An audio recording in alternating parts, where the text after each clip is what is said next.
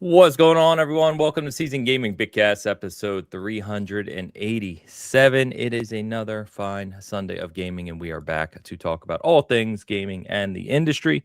As always, I am your host, Ainsley Bowden, joined by my two co-patriots here, including the nodding tie guy, Travis. You know him as the most prolific reviewer in IGN's long-tenured history. We're going with it, Travis. Roll with it. Who can prove us wrong? Yeah, exactly. There's no history out there. And, who has had to reiterate many times that a 7 means the game is terrible. So how you doing, my friend?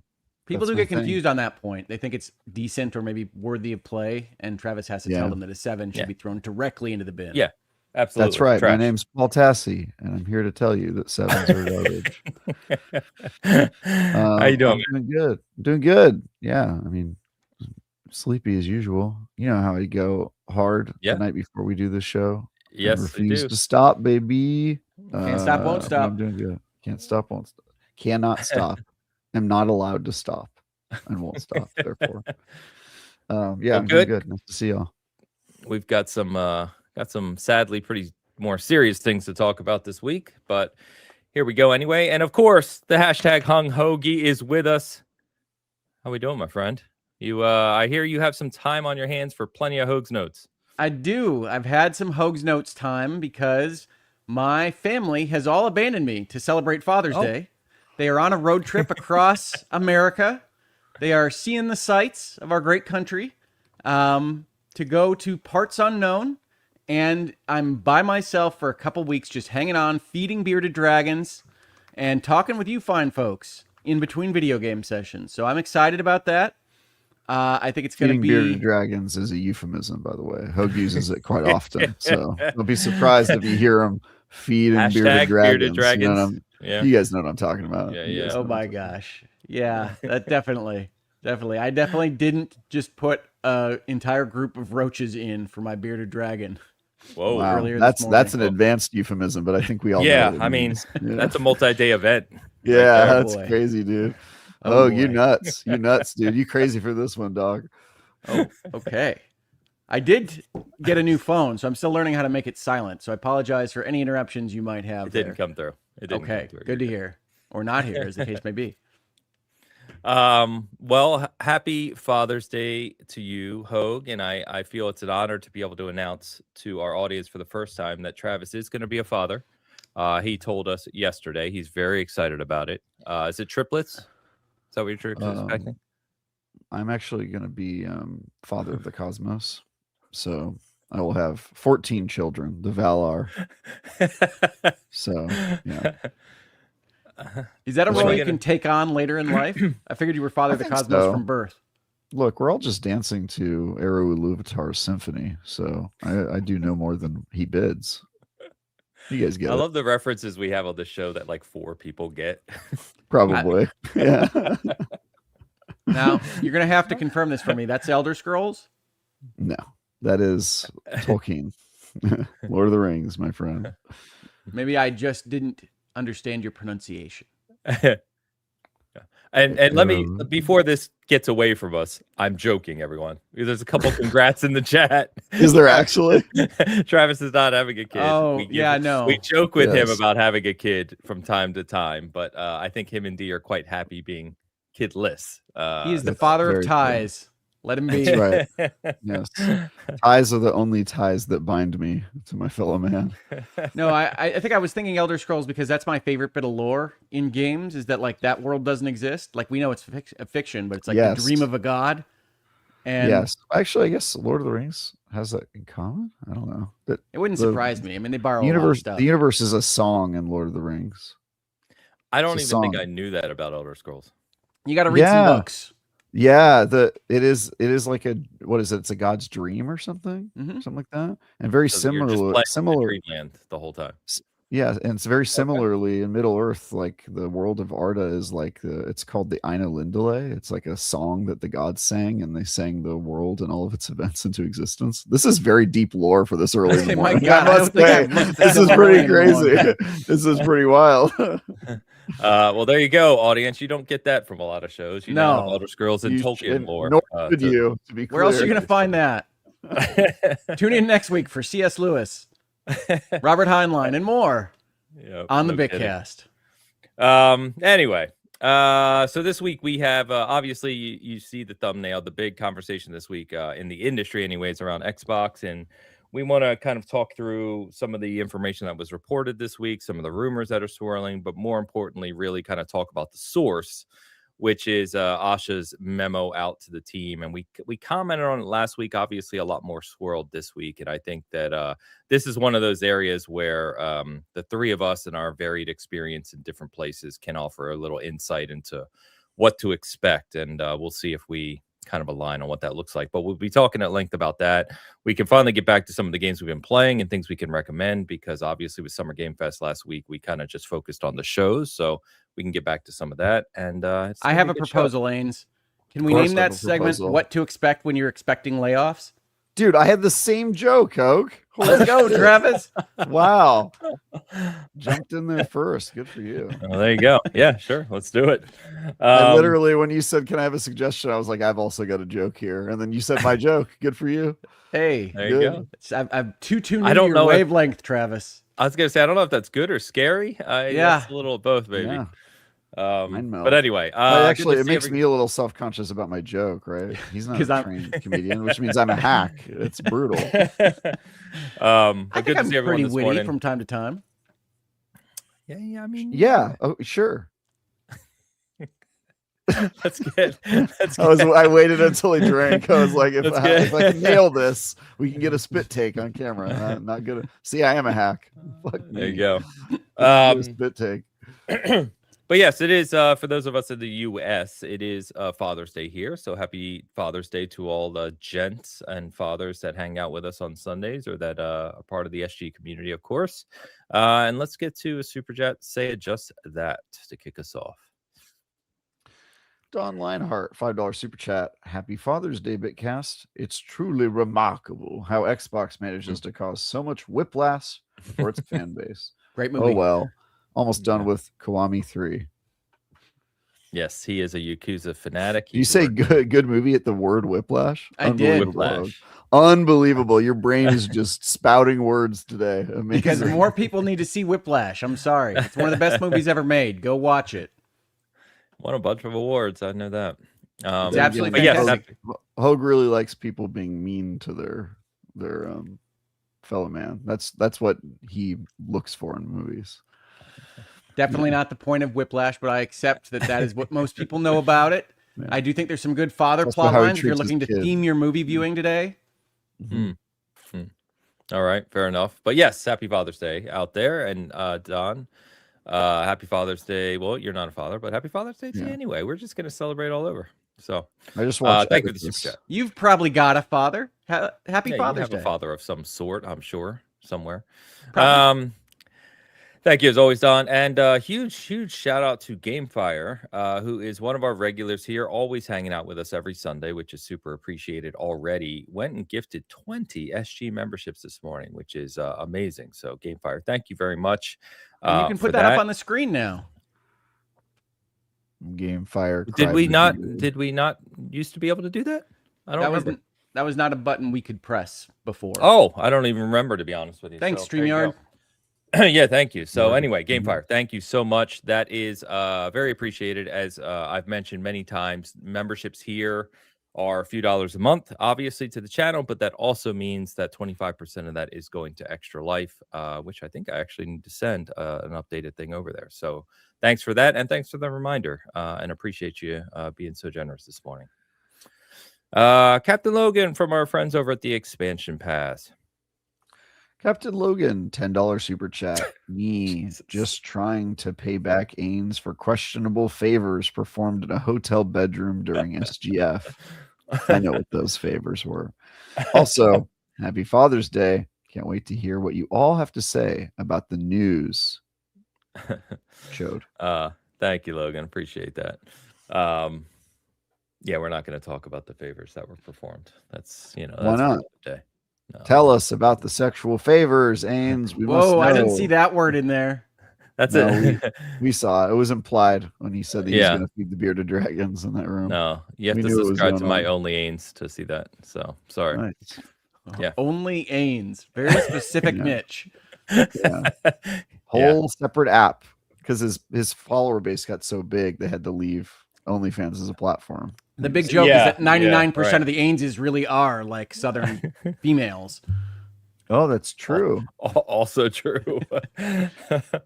But anyway, Logan, thanks, man. Appreciate you. All right. And of course, we've got Tide's picks to get to, which, it's World Cup time out there. It sure is.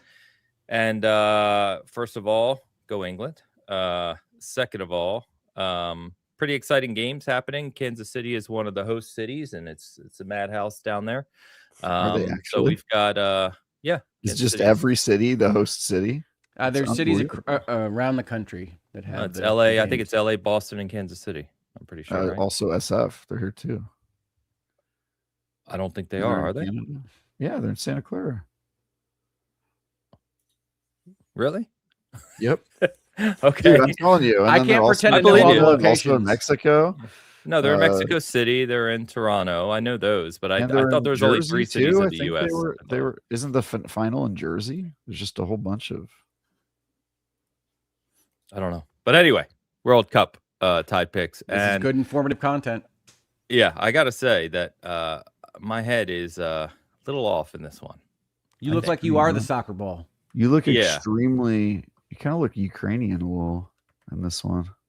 Do you Ukrainians have bulbous Yes. heads? I'm not sure I want to What's inquire as to the nature of that I don't know comment. what it is. You guys ever been to Ukraine? No. You just kind I of have kind of not. look a little Ukrainian in this one. I like it though. Very hairy arms. Are your arms hairy, Ains? Here's a They are not. lore No, question. they are not. No. Because you wax them, right? Because you're hairless like a dolphin. Full body wax every I weekend. do not wax them. No.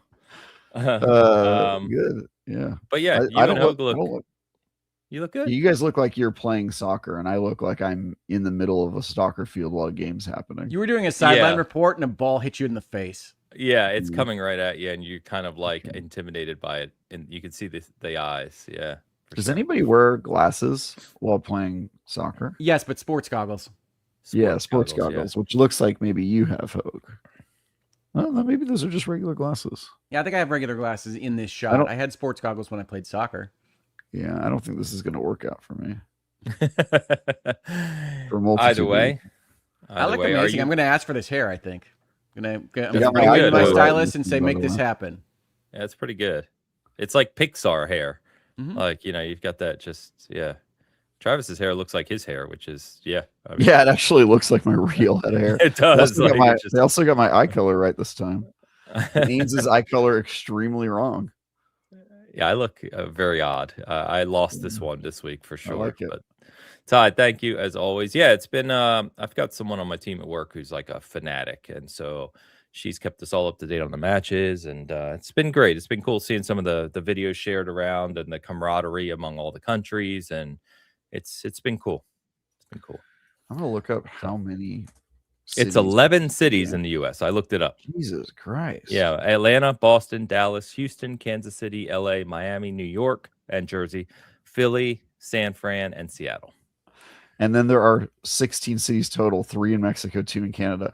I don't like this. I'm just gonna say that. I don't like that it's in a million places. That's crazy. It's These just guys, North you tell me America. these guys are getting on planes in between every game and just. I mean, there's a flying week between games, Travis. Yeah, they I have know, like 6 but- days between games. Well, just I think the flying reason around. why is because they wanted to do North America, but the other reason why is that it's a bigger tournament this year, so more teams are playing.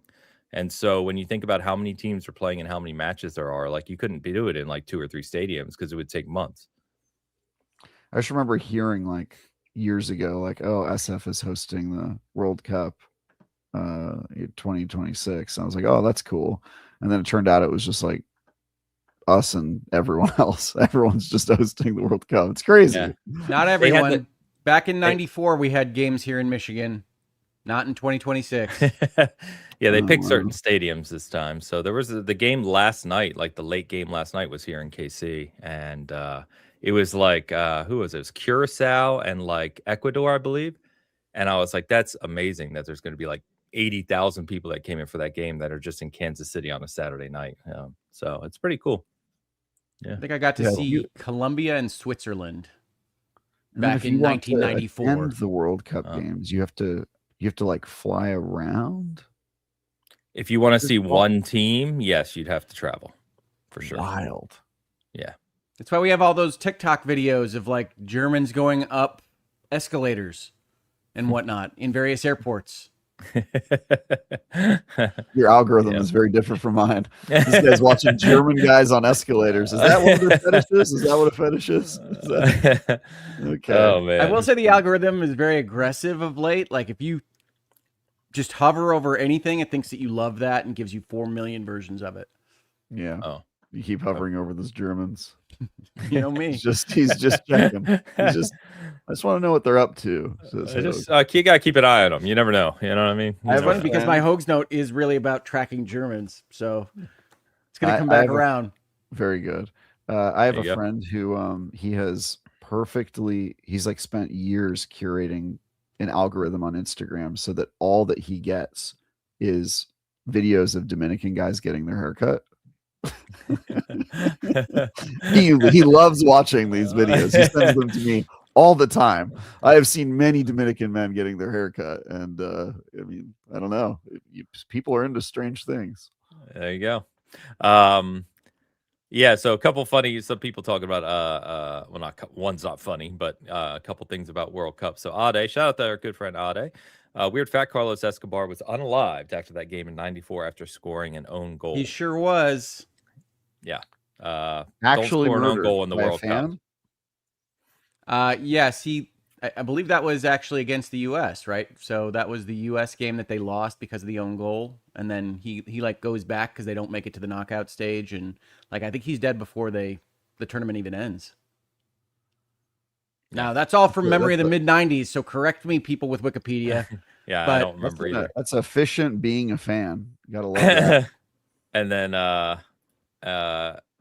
Ollie G UK says Boston's been getting the Scottish treatment. So if you didn't see this article, there was an article basically saying that Boston bars are running out of beer because the Scots are just drinking them dry.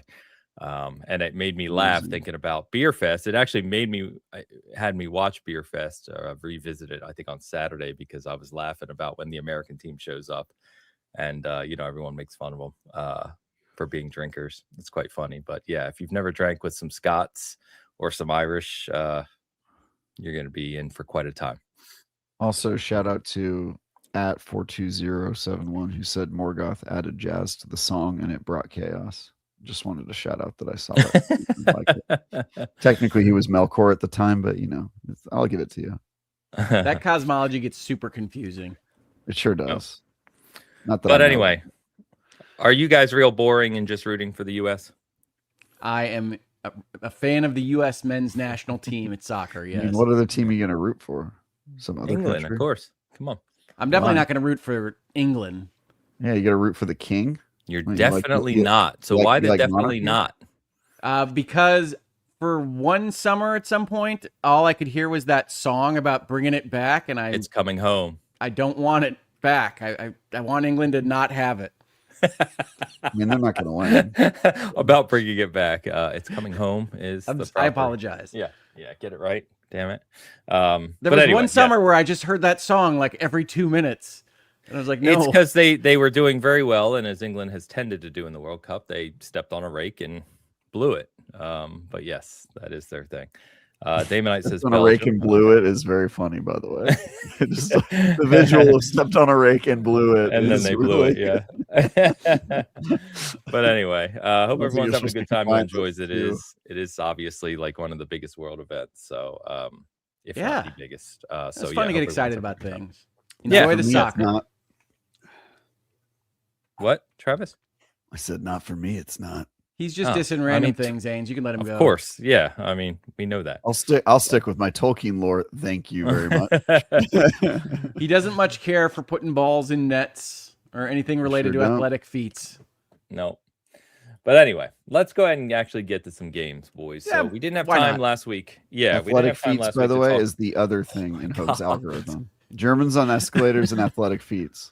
You guys have talked over each other about 50 times, and we're 20 minutes. Guys, I have to. If I make a joke, it has to be timely. You know what I mean? Otherwise, you're going to pass it up, and then nobody's going to remember that you said athletic feats, and then I can't accuse Hogue of having many fetishes. You know, Well, I think the chat actually has Ains nailed here.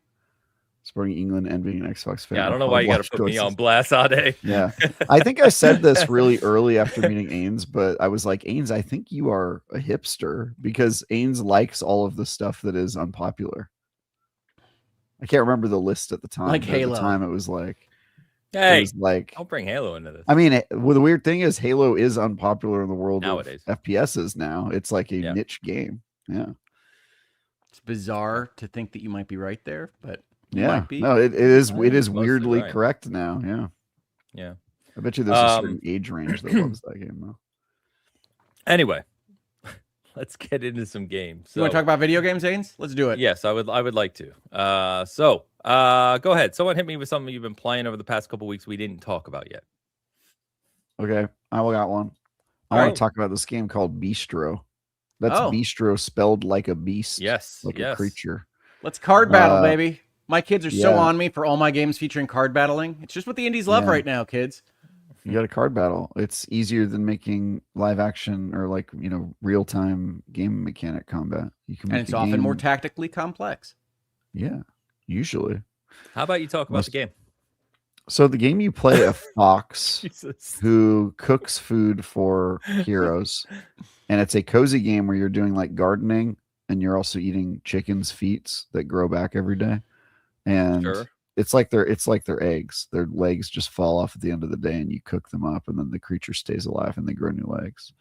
And then you use your coziness to create meals. You're creating meals in your bistro, and you feed them to adventurers, and then those adventurers go on adventures, and you get to follow them all the way there. It has roguelite components to it a little bit. It's got a lot of cozy stuff. It's got social links for you to rank up how much these folks like you, and your fox's legs are way too skinny and small. It's weird. But other than that, it's a really great game. This one was not on my radar. My wife saw it on Game Pass and screamed, and then she started playing it, and here we are. What are you going to do? What are you going to do? I played the demo of this a couple Steam Fests ago or Steam Next Fests ago, and it wasn't ready then. So I'm glad to hear that 1.0 is working better. Okay. Yeah, I think it's a fantastic game. I think it's a great idea for a game. Like, it has a lot of components that I think are like novel, and I haven't really seen combined in exactly this way. It definitely gets like the cozy vibes and like appeal if you're just like looking for an extremely chill game, right? It also has some very funny world building. Like the world is all built around flavor, and you learn at the beginning of the game that all of the spicy flavor, that there's no spicy food in the world because the spicy people were murdered, one and all. And so wow, genocide in your cozy game. There's genocide in your cozy game, and there's no spicy. Okay. And then when you look at like your menu, it'll be like sweet, sour, savory, umami, and then there's like a spicy one that's just like scratched out, so you can't cook with spice. It's truly my hell, right? If there was no spicy, what would I even be doing with my food? Is there some sort of storyline about bringing spicy back? I think that is going to play a part later on in the story. Not quite there yet, but I would be very shocked if they just mentioned casually the spicy genocide and then never revisited it. I feel like the spicy people I feel like they're probably making it back somehow. That'd be hilarious if they didn't, though. It was just like, nah, they're just dead. Travis, did you ever play a game called Battle Chef Brigade? That sounds really familiar. I think I probably let me look it up. I bet you I played that thing for like a minute. I love the combo designs, and Battle Chef Brigade is a kind of this game. Action I watched my wife play this one with a match 3 kind of puzzle thing for cooking dishes. I think cooking dishes is one of my favorite designs for cozy games. So I am interested in Bistro. I really like the art style, for instance. I love the way they depict battles, but I wasn't sure if it, to use a pun, got fully cooked. Because I did try the demo, and it wasn't great then. But that was like a year plus ago. No, well, that's there's a new thing at IGN via our editor of reviews, Tom Marks, who he doesn't want you to put food references into your criticism because it's so overused these days. Saying something's half baked or, could use more time in the oven, et cetera, et cetera. There's we like all so have many. experience with food. Exactly. But it's also just like it's in a ton of reviews, and he's kind of like, all right, we just need to take a break on the food puns unless the game is specifically about food. I thought this was a reaction to the cheese criticism on the mouse review. No, see, that would probably get a pass because the game specifically features and is like strongly involved in cheese. It's just that like people use like food comparisons or food phrases in games that have nothing to do with food, and now they all get cut. He just goes, no, change that to something else that's not food based. But if you were reviewing Bistro as a for example, you could use food puns. Correct. Yeah. Or if I was reviewing Cooking Mama, like when I did Cooking Mama, I had like a million food ones in there. But like, yeah, it's just very common. And once you find yourself writing, you realize how many of our phrases are food related, and it actually now makes me cringe when I use like a food related thing unless I'm specifically playing into a game that works into food. But just something I thought maybe people would find interesting. Probably not. That was probably the least interesting topic possible. Well, I can't speak for the fans, but I love the inside baseball stuff. You mentioned mouse, and I was thinking the other day because I thought about that game. I saw it in my Steam library. I'm like, oh my god, I reviewed that game this year. I had forgotten about it, and then I realized that I played the hell out of Neo 3, and I'm like, the games that I've loved this year have already left my mind because there's just too many other games. It's a flood. Yeah, it's ridiculous. Yeah, sometimes people will mention games and I'll be like, yeah, I've never played it. Dude, I had a guy on a stream mention a game and he was like, Travis, I read your review of this game. And I went, I've never reviewed that game. I like fought him on it. And then it turns out he showed me the review and I went, holy shit, I forgot I played this game and reviewed it. That's a weird feeling. Yeah, there's too many. I like to think you just get blackout drunk before you write your reviews, Travis. You gotta. Look, you want to survive in this industry? I learned the trick a long time ago. Hogue opens up drawer, pulls out a bottle of scotch. Hogue, have you? I know you played the demo a while ago, and you were looking forward to this. Adventures of Elliot came out this week, and I've seen it on my timeline. I've seen it get good, not amazing reviews, which is awesome for its place in my fantasy league. I think that's probably where I land on it, honestly. I've played it. I love their graphic style. I love this team that makes these games. This is the Octopath Traveler team. Yep. This is their first go at what I'm going to call an Alundra-like, which is a game nobody is going to understand at all, but it's like a Zelda, but not quite.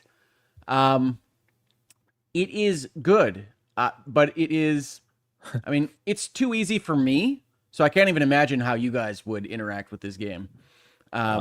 And it just doesn't rise to the level of what we usually get from this team in my experience so far. Now I haven't gotten more than halfway through this game at this point, but it feels like a lesser effort from them for me right now. I gotcha. Okay. I forget what I was going to say, but how much time do you have in it right now? It's a great question. Maybe 8 hours. Market. Maybe 8 hours. Okay. All right. Yeah, I don't know. I haven't read too much into it because it's not really my type of thing. It looks really cool. I like the style of it. It's a cool graphic style. Yeah, I love that. But game-wise, it's not really my thing, which is fine. But yeah, it seems like people are enjoying it regardless, even if it's not like a 9 on the scale. Yeah, I think it's enjoyable. It reminds me of like the mid-range PlayStation 2 RPGs that you would go and try to find because there were months between RPG releases back in the day, if you can believe it, everybody. Yeah. And just kind of, okay, yeah, that's all right. Nothing I'm going to remember in 5 minutes, but it's all right. Yeah. Yeah. Genesis had a lot of those. But yeah, cool. What else you got? You said you had a game you wanted to mention today. I doubt that was it. Because that's not It isn't. And I do see on our rundown that we've got a place for Steam Fest demos or Steam Next Fest demos. Is that going to come? Because I can mention some of those here, or I can mention the game that is out right now that I want to talk about. I'd say do both, because once we talk through a couple more of these, we're going to get into the Xbox topic. So, All right. Well, I think folks know, if they followed the Bitcast at all, that I really love the investigation deduction game genre in the indie space. There was a game last year that I absolutely adored called The Root Trees Are Dead, which follows this format of, we're going to give you like 3 people to identify, and you got to figure out their names and something else about them, maybe find a picture from some documents that you look through on the internet. And when you do that, we're going to tell you how many you've got wrong. And when you get them all right, you can move on to the next section where you get more evidence and you have fun investigating everything.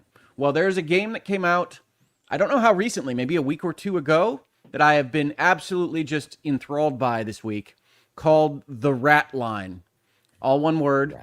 And this is about being an investigator in the 1970s who is tasked by a mysterious group to go hunt down Nazis that have escaped from Nazi Germany and are in South America and various other places. And so they have all of these different aliases and code names, and you've got a Rolodex and documents that this mysterious group is sending you when you get enough answers right.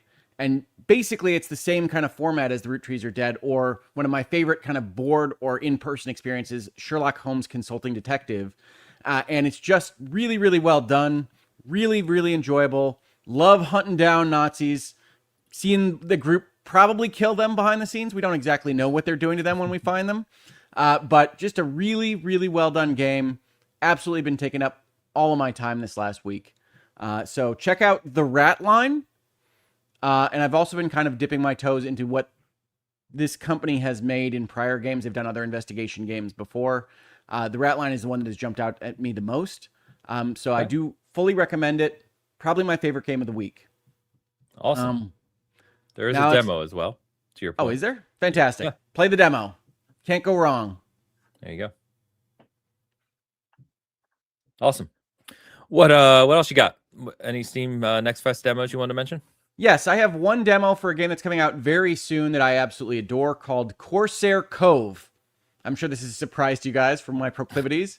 But this is an Anno-like, a kind of town builder, or what I think of as the gardening genre of like putting buildings in places and watching all the cool animations and everybody kind of move in. And it's a pirate island instead. But the coolest part is it's got like a really advanced system of figuring out what you want the building to do on a cliffside. So you can put any building on like these giant pillars of island, and they'll build out like the wooden platforms, and then you can put a connector ladder that goes between this. So when you finish up, it all really looks like a pirate haven. And the demo is just really, really impressive. I think the game actually comes out next month.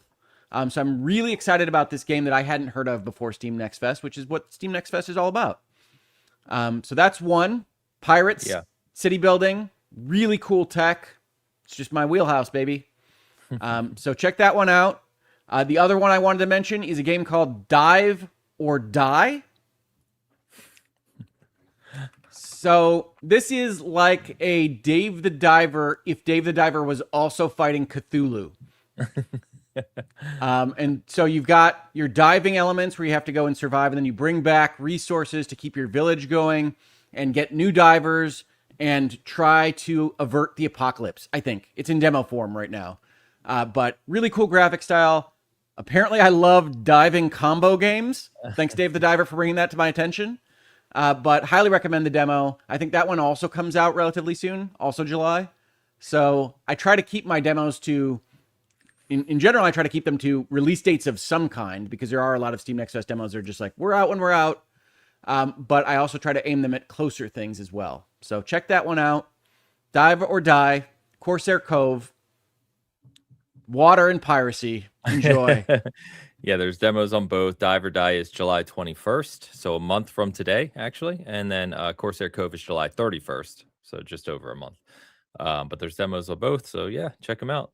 The Rat Line you can get right today. If you feel like hunting Nazis today, you go to it right now. Nice. Cool. I've also been playing a lot of Steam Next Fest demos, by the way. Go. Yeah. Yeah, we're doing this thing for IGN where we're just like playing a bunch of demos and posting like 10 to 15 minutes of gameplay of it. And My buddy Mark Medina like pulled me into this project last week. He was like, "Here's a list. Go play all these games and record 20 minutes of it." And I was like, "All right."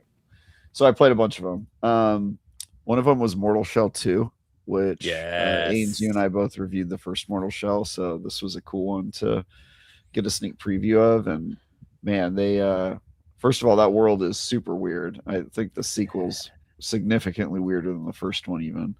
And the game as like gameplay, budget, performance, like is all like significantly better than the first. So hopefully this will be like kind of their breakout game. That'd be cool. That one I recommend. I also played this game called Over the Hill, where you play a Jeep and you're driving around and you're trying to not get stuck in mud and ditches and go up hills really slowly because your car is like a real car has problems with traction and whatnot. I don't really know how to describe this game other than like it's one of those weird like sounds like it's not fun kind of cozy physics-based games, but it has a really good soundtrack and you just kind of like chill out as you slowly winch yourself to trees and drag yourself up.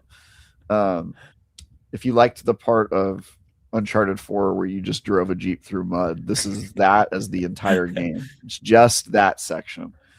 But it is pretty interesting and quite cozy.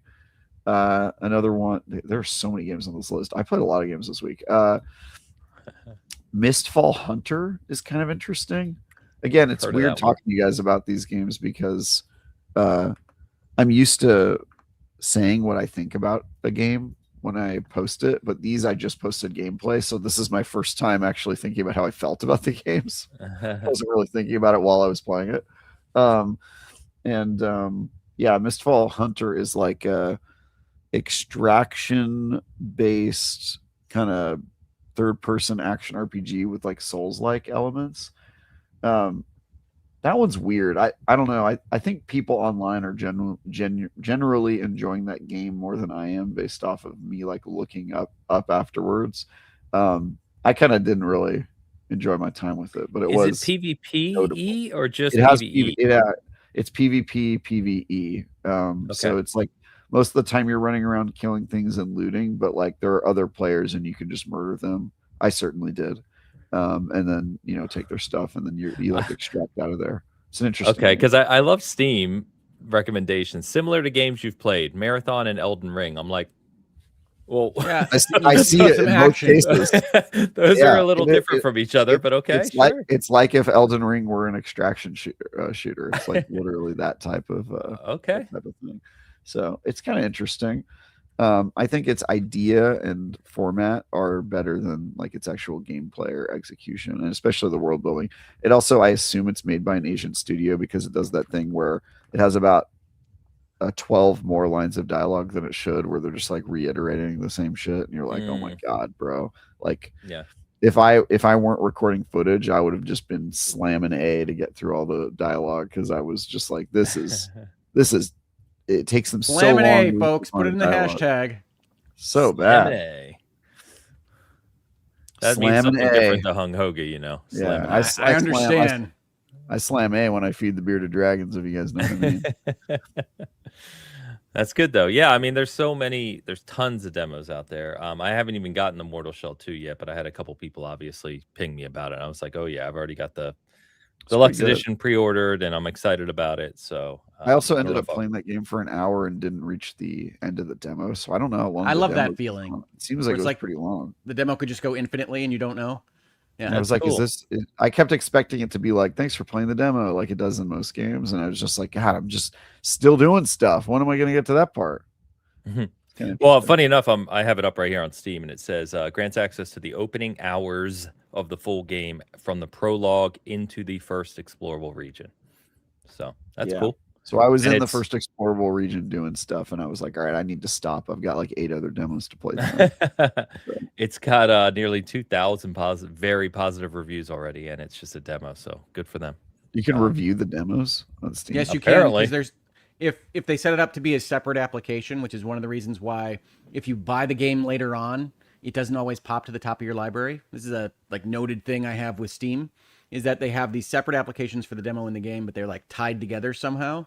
So it doesn't register that you bought the game when you do. You have to remember what you just bought, which sometimes is a trickier memory task for me than I would like to admit. It really is. Yeah, like if you I do that all the time, or I'll buy a game or I'll download it if I'm like reviewing it or whatever, and then as soon as it goes to my library, I'll forget what the title is. Yeah, what was it called? I'll be like, where is it? Now I'm gonna have to scroll through a million games looking for the one that was the one that I just got. Yeah. Oh, and I have one follow-up game if you are set, Travis, because I should have said it before. If you're not, you can keep going. The last one is Black Flag, so I can talk about that later. Okay, so my last indie game from Steam Next Fest that I do want to mention, because this was one of the few demos that really drove me all the way to the end, is a game called Security 51. And this is of the genre of Papers, Please. You're manning a desk. You're making yay, nay decisions on things that come in front of you over a set of rules. But the trick is that you are manning the desk at Area 51. And there are various alien things that may or may not be happening, or interdimensional things. And so you have to put some people in isolation. You have to scan some people for alien mutagens. The rules are constantly shifting like all of these games, but just a really cool take on this genre. And I wanted to call it out because it's a really cool demo. Cool. That's it. Cool. Security 51. I'm out now. Promise. All right. Well, I'll talk just for a minute about a game, since I would like to join the conversation with something here. That is Witchfire. So I've talked about this game before. I actually reviewed it in early access 2 years ago, a little over 2 years ago now. It's made by a team called the Astronauts. They're a small team. They've been working on this game for a long time. They made The Vanishing of Ethan Carter. If you need a reference point, this game is nothing like that. But it is it's a very unique game, and I went back to it this week randomly because they released their latest update, which they're at 0.9 now, with the expectation that 1.0 will be released later this year, and 1.0 will include console, so PlayStation 5 and Xbox. But I went back to it because I hadn't played it fully since I reviewed it, and they've added so much to it, and I basically immediately became engrossed again. It is like it's a first-person shooter with the premise that you are in a kind of, imaginary world, but where this witch, basically this all-powerful witch, has taken over the land. You are what's called a prayer, which is basically a power. You're like a priest with powers, if you will, and you are adorned by the Pope to go and kill this witch and find what's going on in this world. And so you basically go to this home base, and the game style is first-person shooter. It's very fluid, very gorgeous. But it is a roguelite. So you have full skill tree like you would in like a Souls game, where your different attributes you level up, like a Souls game where you get Witchfire from the enemies you kill, and you use that to level up. And then you have different weaponry, and you have different spells, and you have a rosary and all these things. And it's very, it's kind of like if you took a Souls first-person shooter with some Diablo-esque elements, and it's very cryptic as well. You kind of figure out your way through the world, and there's lots of secrets and things you can discover. And you challenge yourself, obviously, by choosing essentially how risky you want to be on your runs, is because while you're mid-run, you're powering up during the run, and there's multiple points on each map. There's multiple regions where you can basically decide to stop your run and go home and level up and stuff, or just keep lock going. In those gains. Yeah, exactly. So it's improved a ton since I first reviewed it. Lots of people have reached out saying they've had their eye on this one because it has been in early access for nearly 3 years now. And that's, again, because they're a small team. But I will tell you, it's not hasn't taken this long because it's poor or the team doesn't know what they're doing, or, all the stuff we see in other spaces. The check I always have for a 3-year process is it's not abandoned, right? So you said they just went to point 9. No. It is a small team taking their time to do things right. And it shows in the game. It is so good, and so engrossing if you are into that type of game, of course. And it is difficult. I do want to call that out. There's no difficulty level selection. Enemies hit hard, and you really have to be a competent, kind of patient player as you go through the levels. There's mini bosses. There's random enemies that'll pop up. There's all kinds of stuff I won't get into, but it's just excellent. And so I wanted to just call this out again. Like I said, it's on Epic Game Store and Steam right now in 0.9 form. 1.0 should be later this year with consoles, and I cannot recommend it enough if you like what I said, because it's fantastic. It always looks awesome.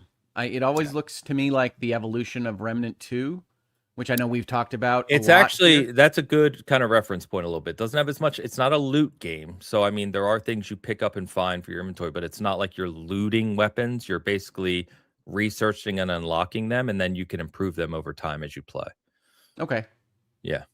So it's not Diablo. When I say Diablo, more the vibe of Diablo, not the actual, you're not looting. It's not an ARPG in that same sense, not a loot-based game, but it's just, yeah, it's awesome. I can't recommend it enough. So anyway, yeah, some people said it's awesome. Top tier game. Combat is half Destiny, half Dark Souls. That's about kind of spot on. It sounds fun. Yeah. I will check it out on console.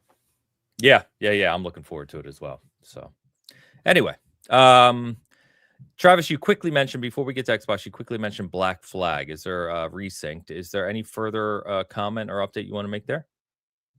It's like imminent, right? Yeah, it's soon. Yeah, I mean, it's coming out in July. I've been playing it a lot because, as you guys know, it's IGN's cover story this month, IGN First Game. And I'm the editorial lead on it, so I've just been doing a lot of coverage. This week, I posted the exclusive footage of the Ducasse mission, which is like a series of missions from Sequence 3, which is like earlier in the game. And this one was fun because I went back and played the original mission and then did a bunch of side-by-side footage, so you can see like specifically the changes they made to the mission, dialogue, adding new like little side quests you could do along the path, and different ways you can approach the encounter. And so it kind of showcases just how much of a remake it is, right? You can see the parts that are extremely similar. You can see the parts where they just added completely new stuff to the mission, and it's pretty interesting. And then this week is going to be the last week where we have something posting that I can't talk about, but the coverage for that game continues, and I continue to play bits and pieces of it here. And yeah, it should be a good one. I won't be reviewing this game almost certainly, because we have somebody who's just like a Assassin's Creed sicko on staff who's for sure gonna I think he reviews all of the AC stuff. Okay. But yeah, that'll be that one's just, you know, if you care about that game, if you care about remakes, not really my thing, but if you care about remakes, that game's shaping up to be one of those. July is going to be awesome for piracy. Black Flag, Corsair Cove, get excited. Yeah. Feels like Ubisoft, for all the crap we give them and what they're going through, they're putting a lot of effort into these remakes between Black Flag and Rayman Legends Retold is excellent as well. So that sure looks good. Yeah. So pretty cool. All right. Well, a couple other super chats to get to here. We've the Globe Collective is after me, guys. I didn't know there was a collective of the Globe peoples, but here we go. Globe Collective, €5. Greetings, Ains. Please note we have not heard from our brother Globe for a considerate amount of time. I think you figure that's considerable. Yeah, definitely. We request an update immediately, or perhaps in Globe years there is what is considered a considerate amount of time. It's like a separate kind of, because we don't really know how planets or ornaments made to look like planets think about time in their terms. Maybe 100 years is considered considerate. You know what I mean? We just don't. It's so alien to us. So, Ains, I figure your globe is just back with Indiana Jones somewhere. No, it is actually not a joke. It's about 15 feet to my right. I have it sitting next to my liquor shelf. So the Globe Collective can ease up. He is safe. He's hanging out. He enjoys drinking with me. You know, the Globe is fine. And Ains's globe is male. We didn't know. I see Venus. Yes, I see, it is a he. Yes, it is a he. Is that Jupiter maybe in the middle? Not really to scale. Yeah, I don't know what picture that is. Scale, because a lot of these planets are like nearly the same size, and that's definitely not true. It's interesting. Yeah. But Globe Collective, ease up. Globe is good. Globe is great. You know, he's fine. I like how you made it sound like a cult mantra. Yes. Yeah. Globe is good. He's just trying to be considerate. Yeah. Thank you for that, Mystery Globe Collective. And Alex comes in with this super chat. Alex at Slayer Giant, $1.99 super chat.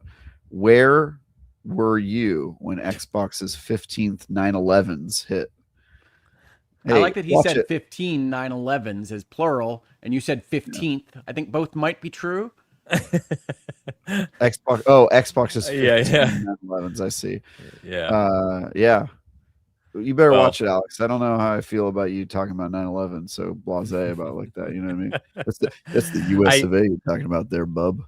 I think honestly, I think someone, Alex, correct me if I'm wrong. I think that was a reference to what someone on Twitter or some social media said. This is like Xbox's 9/11 or something. I like that stupid, So I think Xbox's first 9/11 was 9/11, wasn't it?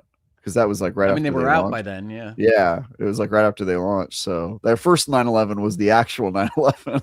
It was right before they launched. Yeah, them and that would have been after, right? They launched in 2000. They launched in November of 2000. November. Right?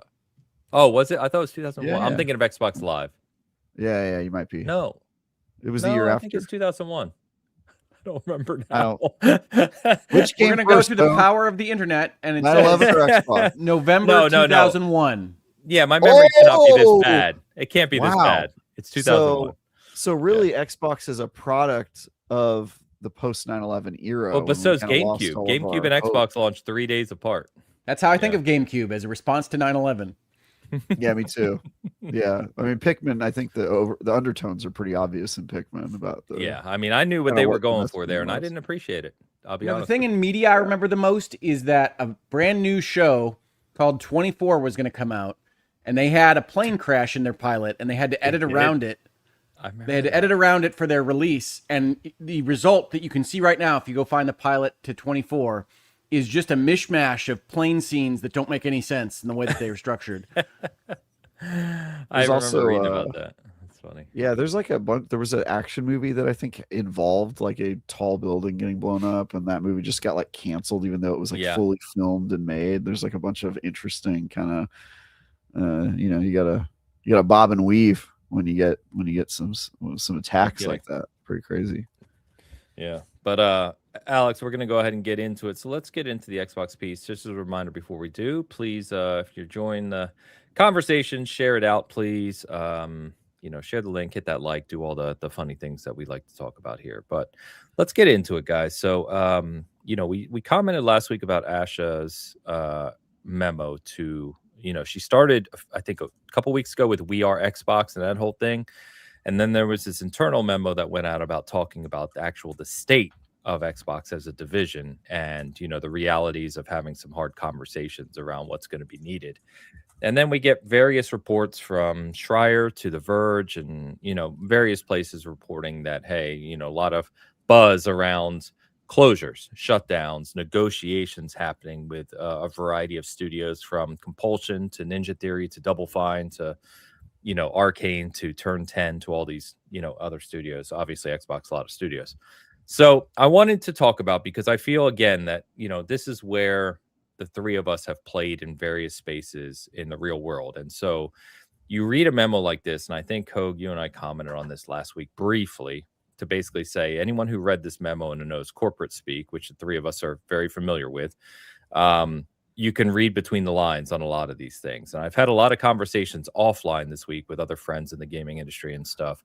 And I keep being, I sound very pessimistic in the sense of, if you guys think that shutting down something like Ninja Theory is the sum of what this memo means, you're not even in the ballpark, because there's going to be a lot more change coming. And so I want to talk through some of this. Just to kind of give some perspective from our point of view on what this could mean. So let me read a couple of these bullets real quick, guys, and then feel free to jump in. But these bullets that I'll read through are directly from Asha's memo to the internal team of the Xbox division. So she says, we will end the fiscal year at about 3% accountability margin down year over year. Excluding Activision Blizzard King, over the past 5 years, we have spent over $20 billion on ongoing investments in content platform hardware subsidy, but our annual revenue has declined nearly $500 million during that time. going forward. This cannot continue. Yes. She talks about the hardware component crisis. She said, when I joined as CEO in February, which is, reminder, only 4 months ago, it was 2 times what they paid last fall. And the costs have since doubled again. And as they plan for next holiday season, likely referencing hardware or other things they've been looking at from a long-term projection, they're talking about a 5-time price increase over what they paid 2 years earlier in 2025, which is, we're all aware of it, but it's pretty wild, when you see it spelled out like that. 2 more real quick. She said, and I think, honestly, I think this is the one that spoke the most to me.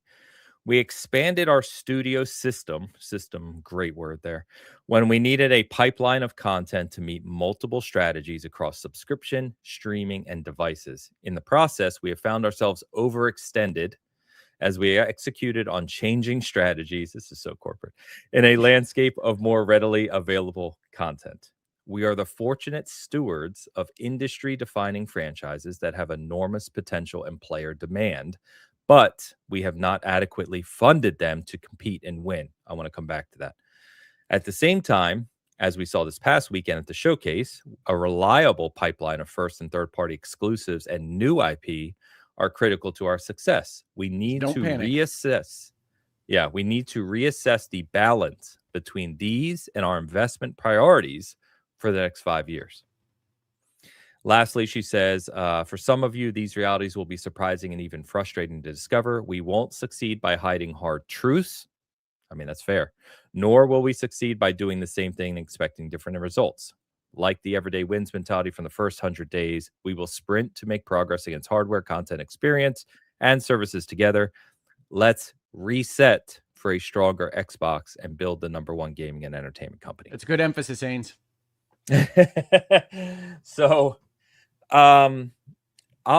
I'll give you some really early thoughts, and maybe we can start the conversation here. Reading this, knowing what I know, and I'm, again, fortunate to be kind of in some of the conversations with some people in the space here, but also in the corporate structure. I looked at this as, Xbox as a division. Think of it as its own division, which it is, has tens of thousands of employees. And when I hear the words that are in this memo, I personally don't think she is going to stop. And I don't, it's her decision. Of course, she's the CEO, but I don't think as a company, they're going to stop anything less than, say, an 8 to 10% cut of the entire division. Which, when you just do the simple math, you're talking about a couple thousand people at a minimum. Because when you talk and you look at things like a 3% margin, what I said offline, this is just me talking. I could be way wrong, but just, the way I look at it is she's going to have a target to change that margin. I would say probably at least double it, probably in the next 12 to 18 months. And you are not going to do that by simply closing, shutting down, moving to independent, whatever agreement they come up with. You're not going to do that with a couple smaller studios that are 50 to 100 to 150 people. That just doesn't move the needle on a division as large as Xbox. The other thing that she has commented on in a different memo, she's had a couple, is the need to invest in core IP and to narrow the focus of their IP focus, right? To narrow that down onto core IP. Again, reading between the lines, I take that as, if you look at the companies the studios we're talking about here, the Compulsions, the Double Fines, the what were the other one, Ninja Theory, etc., and you look at their, say, last 10 years, you look at Hellblade 2, and you look at Senua was just announced, which is another crazy thing we can talk about. But you look at Kiln, you look at Keeper, and you look at South of Midnight and all these games, right? They are not moving the needle. And I want to be very clear. I love South of Midnight. I love Double Fine to death. I would defend them to the end of the earth. I love these games and these studios. This is just me talking, reading the room. That they are not what Asha is going to focus on based on what she's saying here, because they're not moving the needle in any meaningful sense. They're not moving it in Game Pass. They're not moving it in profitability, and they're not moving it in terms of player base or engagement. So I personally see a future here where the conversation this week, and I'll stop after this point, guys. Sorry. I personally see a future very soon in the next month or two where what we heard this week about compulsion closing or Ninja Theory being moved off, whatever it is, that is literally the tip of the iceberg. I think there's going to be much more severe movement and cuts across the board as they move forward in these next month or two, and we can get more into it. But where do you guys sit? Anyone can jump in first here on a kind of overall read of the room as she's talking about this stuff. Yeah, so this blog post is how I keep thinking about it, but this is just a published version of the internal email, right? And it's hilarious to me. It has been hilarious to me for years that Microsoft has this, I think, correct working understanding that they're too big to keep leaks from happening. So they write all of their internal memos as if they're just press releases, going so far now to just make them press releases at the same time, which I'm amused by. But I think my initial take when seeing this blog was essentially, oh shit. Like, you see them use this language, you see them go to this cannot continue, add these little editorial phrases, and they are conditioning both their people internally and in press release form, their investment market, the people that are keeping their stock price at what it is, to the fact that there is going to be apocalyptic type movement, what I described on social media as very dramatic changes at the company, and that they are trying to get in front of it with enough time so that it can at least be metabolized a little bit by the investor crew and everyone else, including us and folks at the Bitcast and everybody else talking about Xbox, so that when these things happen, they aren't just an absolute shock to the system.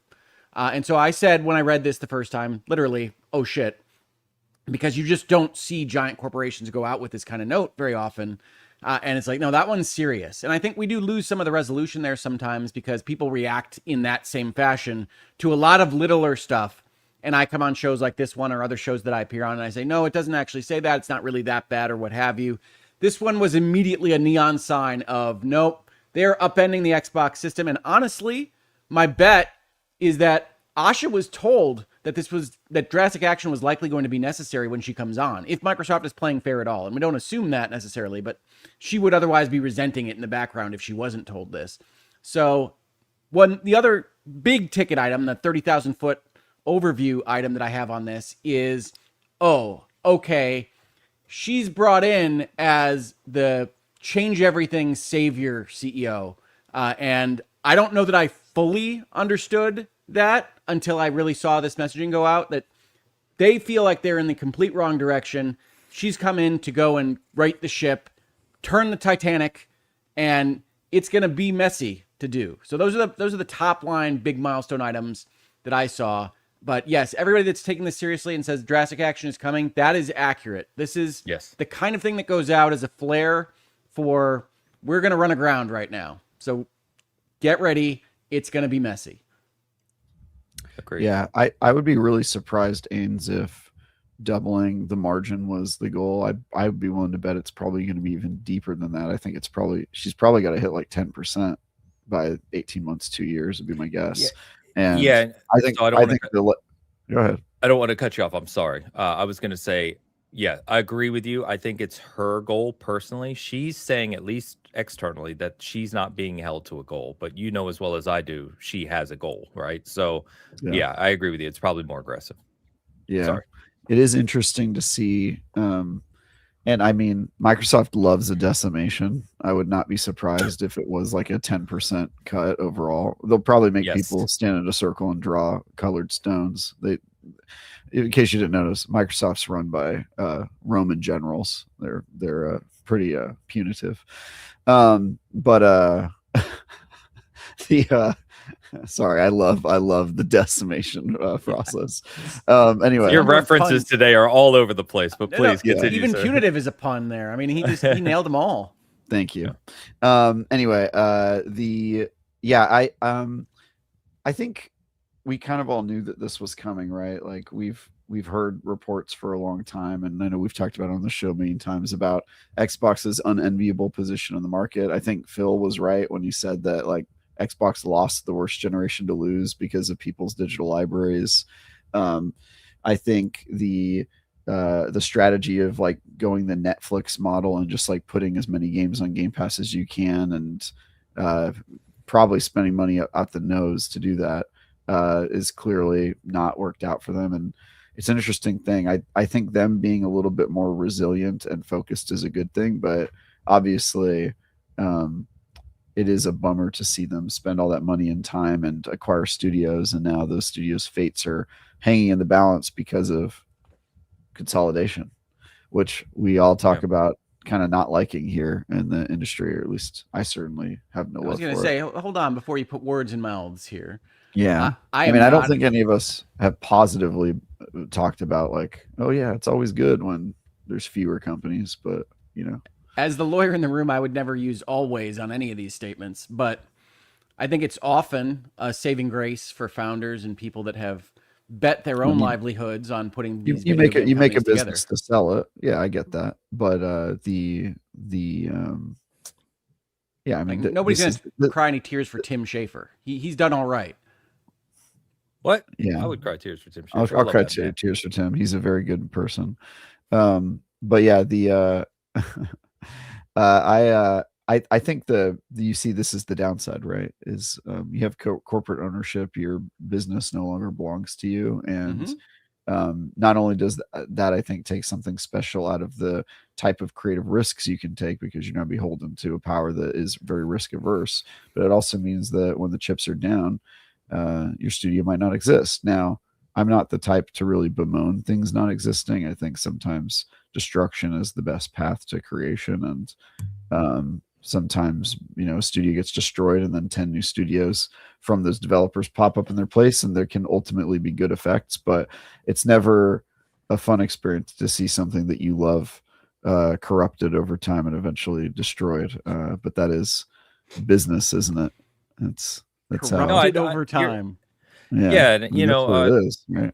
Yeah, the Arcane calls out those studios probably went under if they were not acquired, and I don't know all of them, but there were a couple of those instances, right? I mean, we know intimately about Double Fine and the financial struggles they were facing, and it's true of some of the other studios. So, yeah, I mean, I think you're exactly right. I think the problem is that, as I see it anyway, is, and you comment a little bit about this, Hogue, but it's to your point, Travis, is that they had an issue in 2016-17. They went out to correct that issue through acquisition primarily. They grew internal studios hugely as well, but a lot of acquisition before they released a game. That's probably part of the problem. Yeah. So I mean, that goes to this point, which is that they expanded and then they overly expanded, which I think overextended is the right word by Asha. Again, words have specific meaning in this memo. And I think she's right. They overextended. And not only did they overextend in simultaneously or in parallel, they also had that leash that was too long, right? It's become very clear over the past, 3-4 years, maybe? As long as I've been here. That the oversight and the management of some of these studios, not all, right? Obsidian crushes it. You know what I mean? Like, they're amazing. But like certain studios just wasn't there. I mean, to your point, I know you were joking, Travis, but it's a fact. They opened this very expensive, top tier, I don't want to make a joke about Quad A, but top tier studio in Santa Monica. Very expensive place to do business, right? Talent heavy, but very expensive. They bring some pretty high-end talent into that place. It's open for 4 years. They reportedly spend upwards of, the report, this is again to be believed, but let's just say hundreds of millions at a minimum to do this. It literally never produced a game. Like, how you do that as a leadership structure, I don't know. That's absurd. But I think that's a perfect example. It's easy, James. You just need to have the initiative. Oh my God. God damn it. The puns are flying. I gotta stop for that one. That was well done, sir. No, well done. Absolutely. No, and I think that's part of this story, right? Is people talking about Ninja Theory and Compulsion and Double Fine and potentially being led out to pasture because they were just doing what Xbox said that they should be doing, and now they're going to be in trouble because they're not moving the needle for Game Pass or anything else. And I think that's the nature of, you want to talk about corruption of corporations, Travis, if you do, institutionally, you have changes in leadership, you have new management. And yeah, I think I've been on the record a number of times saying I thought Phil took too weak a hand to monitoring how these things were going and monitoring his pipeline for years and years and years. And I have no doubt that Double Fine and Compulsion and everyone else was told to go find their bliss and make whatever they wanted because it didn't matter what went on Game Pass. And now they're in trouble because it did matter if you actually look at the numbers. And all I can say there is that it always was going to matter, right? Like you can only ever get so far burning money. If the test comes back negative, if we're testing to see if this content is actually going to sell Game Pass subscriptions and it turns out it doesn't, then all the math changes and we look at this all with new eyes. And chances are the CEO that brought you in and was playing so nice with you and visits and everything else is not going to be the one to bring the axe, because that doesn't usually work in interpersonal relations. We're going to go bring an axe man or an axe woman, as the case may be. And you say 8 or 10%, Ains. I read this stuff as much bigger, like a quarter or more. So we'll see how they go about this, but they are going to take this down much further and probably invest more in contracts and things if they even want to keep populating Game Pass in the future. So I look at this as a sea change for Xbox, probably one a long time in coming, and no fun for anybody. Remember, folks, if you don't know, I am a family member of someone that was recently laid off in a Microsoft culling of video game developers. So I have been down this road. I have seen how silly they are with these kinds of decisions. I am no big fan of the way they go about things. I think they're too big of an organization, honestly, to handle these things with the agility that they need on this. But I have to tell you, in terms of messaging and what I have seen so far, I do think Asha probably is the right, at least disposition, to go through this process. Is she going to make every right decision? Is she going to make every decision that I would agree with? Probably not. But I think it's the right kind of mindset for what Xbox looks like they need. I agree. And it's funny you say that about the one of the bullets I didn't read from our memo. It was a late night. Sorry, guys. Her memo was in that vein that they have they've built themselves to a point, including probably the Microsoft father figure, right, in Windows and everything to go with that. But they are not agile. They're not able to move quickly. They are beholden to a lot of technology overlaps that prohibit them from moving quickly. And she calls that out too. She says, our current platform infrastructure is not built for the battle ahead. Our systems are overly complex, spanning hundreds of dependencies, hinders our ability to move fast. We've become too reliant on vendors to operate our systems. I'd love to know more about that internally. Oh, dude, I know some of that. I mean, you want to talk about the leaky ship that Microsoft has been running for years? The vendors are a huge part of that shit. Yes. Going forward, we'll evolve and rebuild our stack and look at capabilities across all of Xbox and potential mergers and acquisitions to help us win in hardware, PC, mobile streaming. So, yeah, I think 25% would be something, Hogue. I mean, that would be. I could see it, honestly. It would be something, and I'm just telling you, like, the vibe from a note like this is get ready for the apocalypse. Is apocalypse. I know it's strong, and I don't think people are understanding the strength of what it says. But 25% would be apocalyptic. Now you're talking 5,000 to 6,000 people at that point. Yeah. Yeah, and I don't want to see anybody lose their job. But I think the reason that she's putting it out there in this particular format, which is rare even just to the internal employees, is because the apocalypse is coming, and she needs to tell the people that are going to stay to keep up their morale, because it's going to be a lot of friends leaving. So I think the message is the ship is scuttling. If we don't do something, we have to do something right now. It's going to suck for everybody. So just hang on. And if you're still with us after this, we've got your best interest in heart. You don't have to believe her. You don't have to believe that kind of notion, but that's why this goes out the door. Is please take a look at how on fire this ship is, because this is going to take some real doing to fix. You're 100% right. I do feel. Go ahead. I do feel a little bad for the studios that were likely told by Phil or somebody, like, hey, here's the acquisition, here's what we have in mind, here's what the games we want you to make, here's the directive. And then seemingly a lot of them did exactly that, followed the marching orders, and are now being like, all right, well, that didn't work out despite you doing exactly what we told you to do. Now we're going to have to close your studio or fire a bunch of your employees. Like I feel that of like the switching now. When you're selling your company, you probably should have, seen that coming, or weighed the risk of it not working out that exact strategy. But it is kind of interesting the massive swing that Xbox took, and now they're just sort of like backtracking on that policy. I do think that the Game Pass thing is probably going to. I mean, look, they just recently lowered the price. Like, it's not like Asha was like Game Pass doesn't work fundamentally, right? Like, there's kind of some No, and their inkling there showcase that like was that's still their strategy. their Yeah, showcase was all get it on Game Pass. Like I Well, and think Matthew Yeah. Ball 90% said of them. since lowering the price, it is growing again. He said that yeah, in it that makes interview sense. last week.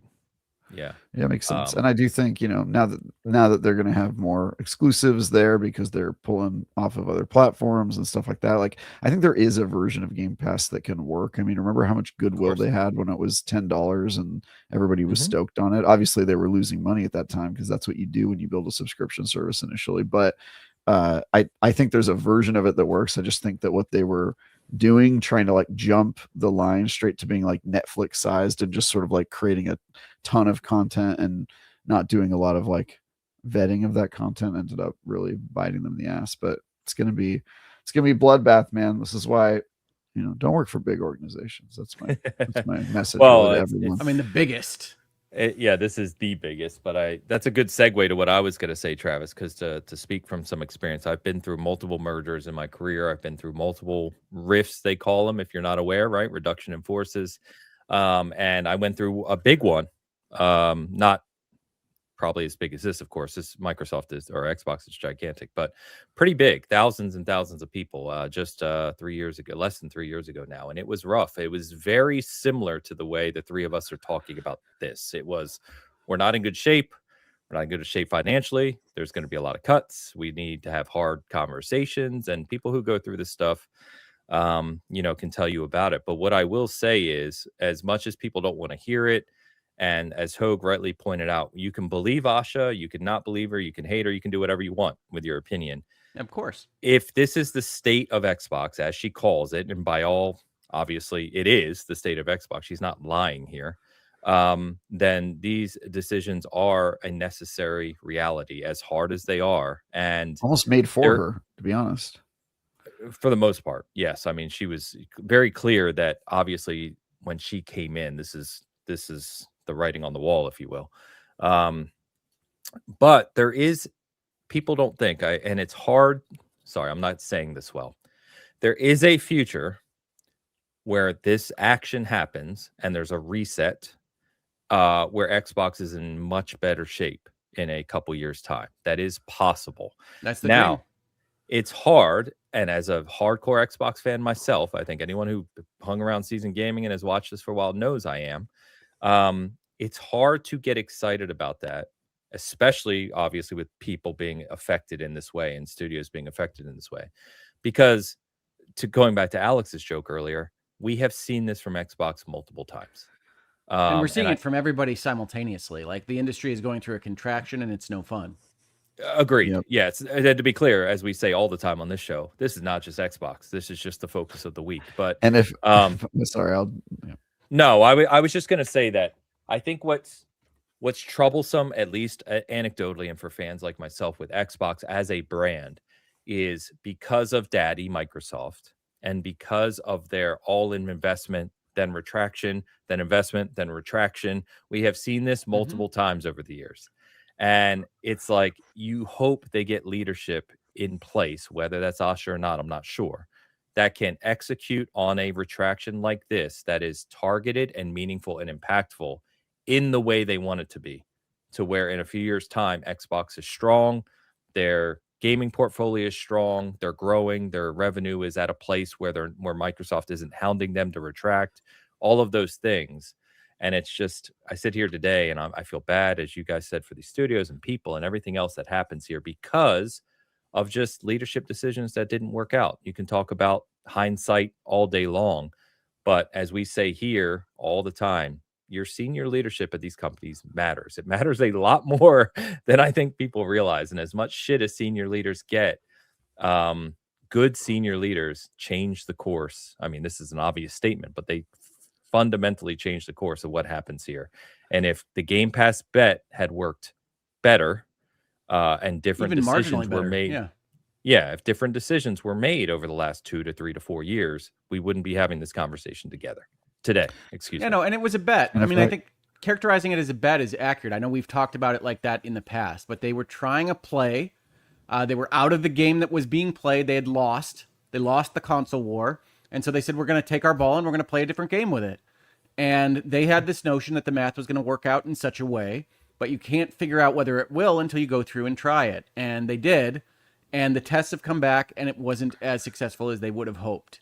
But I don't begrudge anybody taking the play. I don't begrudge that. If anything, it sounds like there might have been some communication pathways that weren't there between leadership during the Spencer era and some of these leaders of the subsidiaries. But outside of that, this is just the unfortunate nature of, that wasn't the market we thought it was. And it was still worthwhile to try to do, and it didn't work out, and that's bad, and sorry about everybody's livelihoods. But it's not inherently like a problem that Xbox took the swing. And I think that's where people get kind of hung up a little bit, because they look at it and say, well, you just took Compulsion and Double Fine and Ninja Theory or whoever else winds up getting hit entirely, and you sold them a bill of goods. It's like, no, they wanted to be right. And that's a two-person tango there for the game developers leadership to decide whether or not Microsoft is who you want to hitch your wagon to on this particular question. But they weren't. Unfortunately, the cold equations are the cold equations. The math doesn't lie.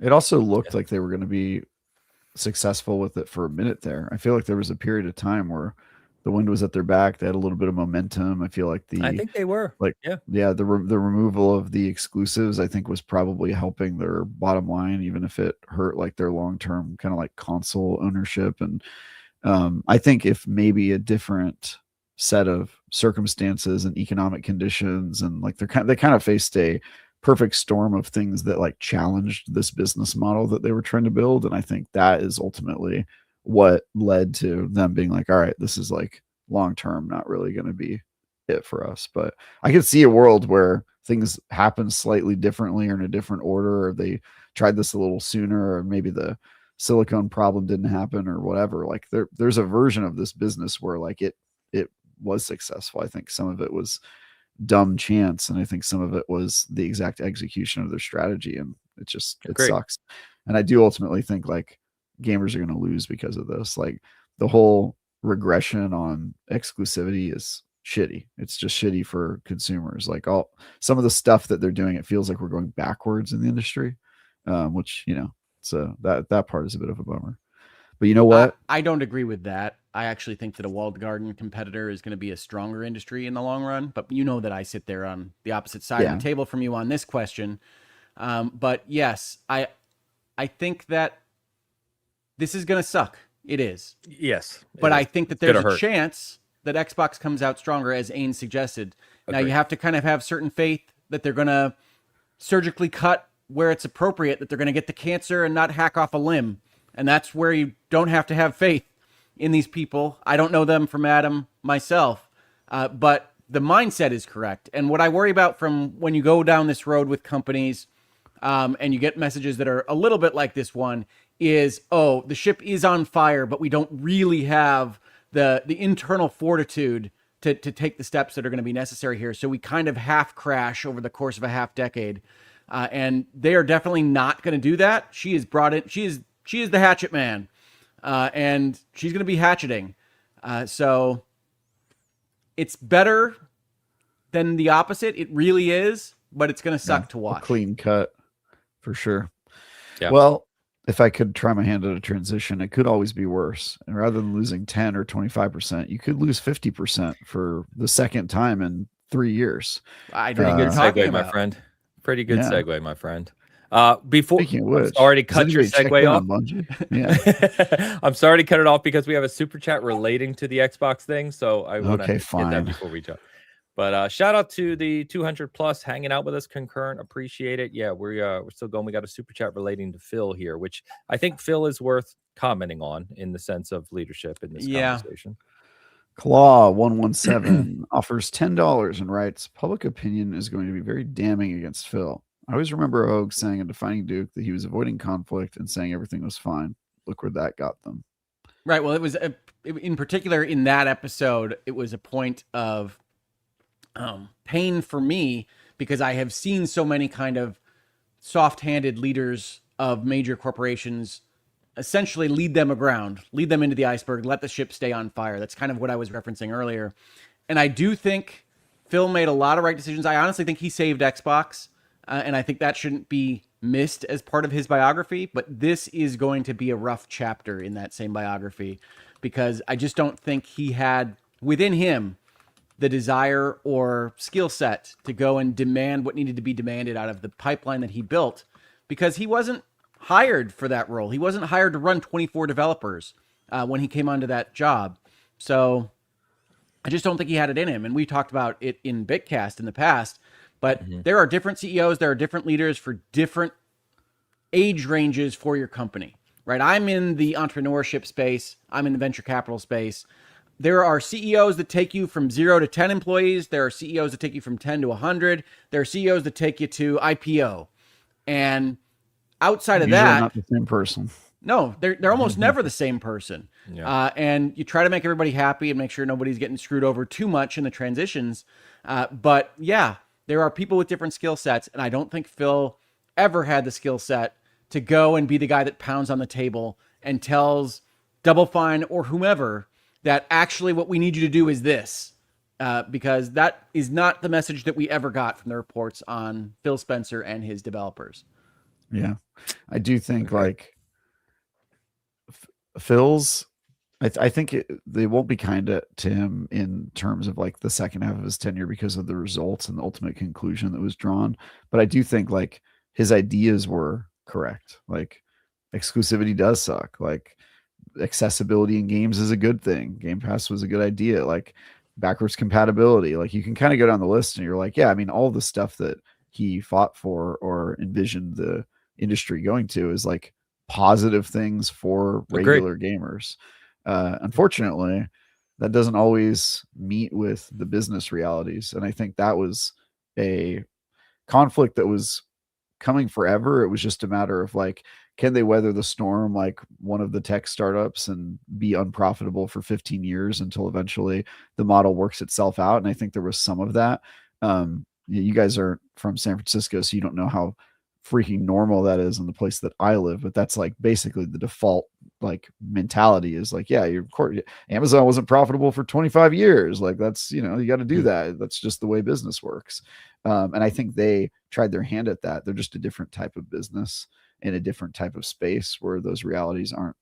I think there's some of that, like,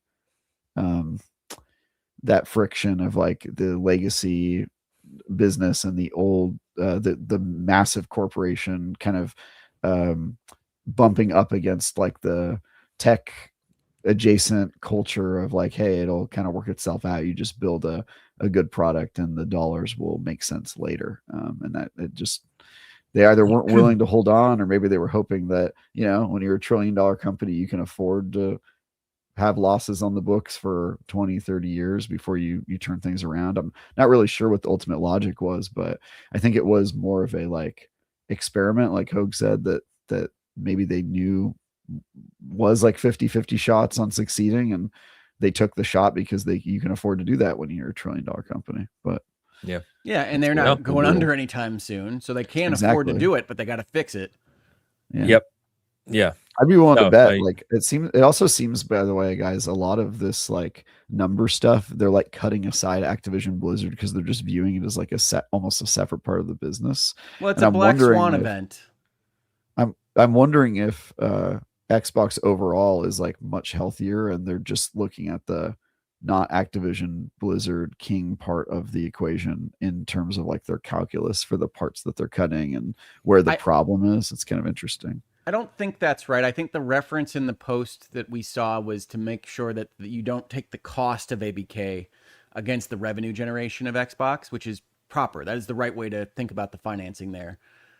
So I think when they talk about how Xbox is doing overall, when they say we lost $500 million, that kind of thing, that is operationally as fully constituted, but it is not taking into account $70 billion spent to go get the damn thing. Yeah, of course. Yeah. So I think everything else is with ABK as part of the family because they are truly part of the family, but they didn't want, as part of the statement, anybody to assume that spending $70 billion is being counted against them directly. I've just seen some other phrases that make me think that maybe the ABK thing, they're just sort of like cutting it. I don't know. I would need to reread the statements, but I kind of was just getting some vibes from there. I was like, I wonder if they're kind of not really, they're kind of accounting that as almost a separate unit of the business because it has more of an independent operation. But they're clearly not doing that with other parts like Bethesda. Bethesda and ZeniMax. Like that's clearly not how they're thinking of those orgs, which is interesting. No, and I don't think you can, right? If Asha is looking at this collectively, I think you have to look at it as a single organization and how you're going to do exactly what she says. I think the one thing, and thank you, Claw, for the super chat. I'll take this down now. I appreciate you. One comment before we segue. Sorry, one other statement in this memo that I wanted to call out, which gives me personally a tiny bit of hope. And yes, you can call me optimistic. She says, optimistic. We are the fortunate stewards of industry-defining franchises that have enormous potential and player demand, but we have not adequately funded them to compete and win. So, you know, this is going to shock you guys. I hear that, and I think of Halo. What's funny, I think of Call of Duty. I think she's like, give more money to Call of Duty. No, because Call of Duty is a moneymaker. I mean, yeah. But give more money. They have 8 studios on Call of Duty. Like, what do you mean give more money to Call of Duty? I tend to the fortunate stewards sounds like to me like we're the stewards, not the creators of. Yeah, not homegrown. Yeah, that's the way. Stewards just means they're overseeing it. Which would that is what the word means. But yes, I do think that's chosen to mean not. She chose that word as my point rather than like we are the technically. Yeah, but another word you can use if you created it. Yeah. No, but you also don't say we have not adequately funded. You're not talking about Call of Duty when you say we haven't adequately funded Call of Duty. It depends what your ambition $70 billion acquisition. It depends what your ambition is, right? If she wants Call of Duty to be GTA 6, then in her opinion, it hasn't been adequately funded and sky's the limit on that franchise. So I kind of viewed that as like if she wants Call of Duty to be GTA 6, she's in the wrong fucking position. Excuse my language. Well, I think that's correct, but that's everybody with GTA 6, right? No, exactly. Not getting that GTA 6 money. That's Rockstar's. No, walk away. But no, anyway. I do think that's an interesting piece. I don't see optimism there, Ains. I think it's interesting because I don't think we've gotten any reports of any on the dev side complaints about the Microsoft bags of money making the games they want possible. So she's talking about this from a different angle of actually looking at the macro spreadsheet and saying we didn't put enough money in Halo or Call of Duty or whoever's right on that point or anything else, and saying we need to move the money around. Which I think you need to move the money around. Is 100% right. But like, so this again, I told you this is me being optimistic and reading something that's probably not there, but I want to be there. Just to be clear, is you have all these IPs. Obviously, their IP strength nowadays with all these acquisitions is insane, right? And so when she talked in her other memo about focusing on core IP, I forget the exact wording she used, but something to that vein. You look at something, there was a time, and again, I'm being nostalgic here, I know, so bear with me. But there was a time when you think about show, and we're going to forget the Halo show exists for a second, but show, movie, books, graphic novels, all this stuff where Halo was huge. I'm not saying it's going to regain that. Same with Gears, right? They're really focusing on Gears for later this year. Yes, Forza Gears, Halo years. Yeah, those things. But there's other things, right? I've joked about Banjo for years, and you have Crash Bandicoot, and you have all these things that are out there. And it's like, I think what I'm saying is, hopefully they're going to look at all these IP and say, where is the player base for these IPs, and how do we support these IPs to be profitable? So we'll see. I'm trying to lay some hope in here, guys. Bear with me. So. No, I mean, I like that turn of phrase. I mean, as I said, this is a very well-crafted memo / email to people. This has clearly been through more hands than just Asha's or Matt's. I know they're the signatories here, but there's a lot of voices on a message like this. Yes, exactly. But anyway, I think they shot from the hip on it. Yeah, they just fired one off. I think they wrote that Copilot. I think they wrote that thing in notes and then copy and pasted it into the email. Copilot, make this scary, but not too scary. Yeah. Anyway, so leave us a comment, leave us your thoughts, let us know if you think we're hitting the mark, what your thoughts are on this, and thank you, chat, for engaging with us on that. But as Travis tried to segue a good 10 plus minutes ago now, talking right. about the industry as it relates in this conversation is, yes, the other reports this week are that Bungie, which we have talked about quite a bit in recent times, and just as a demonstration or maybe an example as to where Xbox is certainly not alone in the space, Bungie is reportedly getting ready to lay off about 50% of its staff. And to Travis's earlier point, correct me if I'm wrong, Travis, at one point they were about a 1,200 person studio. They were cut to about 8. And now they're talking about cutting down to about 4. And part of that is that not only is Destiny 3 not seemingly coming, but no other internal project has been approved to be worked on outside of the multi-year journey for Marathon, as I read Schreier's report and other reports on this. Yes. So I'm actually in the rare position where I have some of like my own, I guess, reporting. Yes, that's why I passed to you, sir. But yeah, the situation at Bungie obviously isn't great. Marathon has underperformed despite being a really amazing game. Just hasn't really captured a wide audience. And currently, what's happening at Bungie is people are pitching ideas about what their next game could be. It'll probably take them 5 to 7 years to make that game because it's Bungie, but and they should have pitched it frankly a long time ago, if we're being honest, guys. But the idea is that they could get another game here. Like Sony doesn't really seem interested in completely giving up, and so we might be in a situation where maybe Marathon doesn't make it past season 5 or 6. Like who knows what the fate of that's going to be, but it sounds like there's at least some hope that there will be a game after Marathon. Keeping in mind that the alternative is, of course, they bet it all on Marathon, and if that doesn't work out, they don't have a studio anymore. And so it's looking pretty bleak. They've gone through halvings before, and it sounds like they're going to go through another one, and everybody's currently bracing for layoffs, which is unsurprising given the reality of their situation and decisions they made. If you want to hear me talk a whole lot about this, Ebontis, the real Ebontis, and Lord Cognito and I. He should go buy that now. Yeah.